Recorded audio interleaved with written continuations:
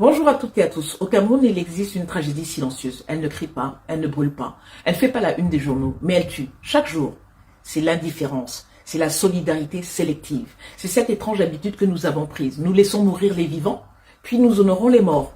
Regardez cette scène que nous connaissons tous. Un homme tombe malade. Son ordonnance coûte 50 000 francs CFA. Pas une greffe, pas un traitement à l'étranger. Juste 50 000 francs CFA pour rester en vie. Il appelle un proche. Je suis dans mes problèmes. Il appelle sa cousine. Je te rappelle, il appelle un ami, Dieu va te fortifier. Et il meurt.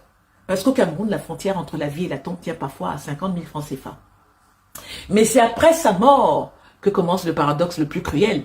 Quand il était vivant, personne n'avait rien. Mais dès que son cœur s'arrête, tout le monde se réveille. On cotise 10 000, 20 000, 50 000. En quelques jours, on réunit 1 million pour enterrer celui qu'on n'a pas pu sauver. On paye la morgue, on achète un cercueil à 400 000 francs CFA, un bois précieux pour quelqu'un qu'on a laissé souffrir. On imprime les t-shirts, des pagnes du deuil, on prépare des marmites de nourriture qu'il n'a jamais pu manger vivant, on sert des boissons qu'il n'a jamais pu s'offrir. Et les veillées alors deviennent des soirées où on bavarde, on rit, on filme, on poste, parfois plus que l'on ne prie. Et la vérité, la dure, la honteuse, la brutale vérité, si ce même défunt avait reçu 1% de ce que vous dépensez pour sa mort, il serait peut-être encore en vie. Alors oui, je pose la question sans fil. Pourquoi dépensons-nous plus pour nos morts que pour nos vivants? Pourquoi mettons-nous tant d'énergie dans les cadavres et si peu dans les malades? Qu'on ne me parle pas de tradition. Non, non, non, non. Les traditions africaines bantoues n'ont jamais exigé qu'on ruine les familles pour enterrer un corps. Les traditions n'ont jamais demandé qu'on transforme le deuil en spectacle. Ce n'est pas la tradition qui s'est dégradée, c'est notre humanité. Et cela ne touche pas seulement les anonymes. Regardez nos artistes. Quand ils sont malades, ce sont les réseaux sociaux qui mendient pour eux. Un pays entier cherche des 1000 francs, des 10 000 pour ceux qui nous ont fait danser, pour ceux qui nous ont fait rire, vibrer pendant des décennies. C'est indigne. C'est la preuve d'un système qui ne protège personne. Alors oui, peut-être qu'il est temps d'ouvrir un débat sérieux, un débat national, un débat nécessaire. Parce que à quoi sert la CNPS, la Caisse nationale de prévoyance sociale, si elle ne prévoit rien pour la santé des Camerounais?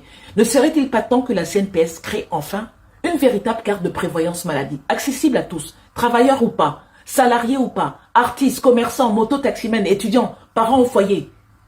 Une carte simple, pas une assurance de luxe, juste un minimum vital.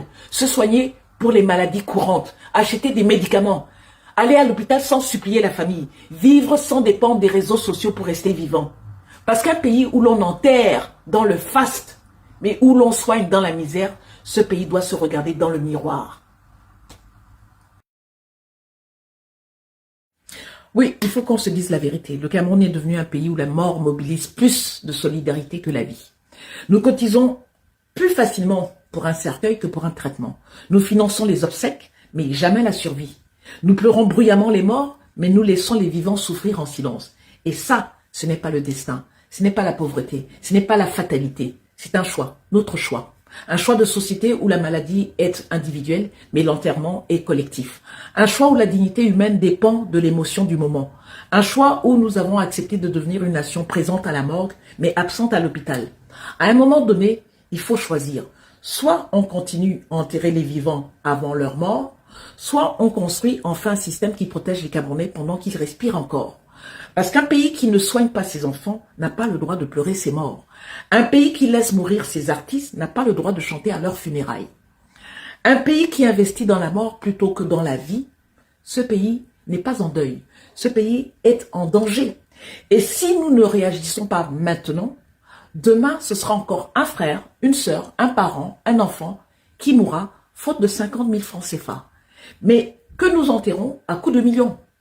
Voilà. Je suis Alice Thiamté, restons curieux, restons frais.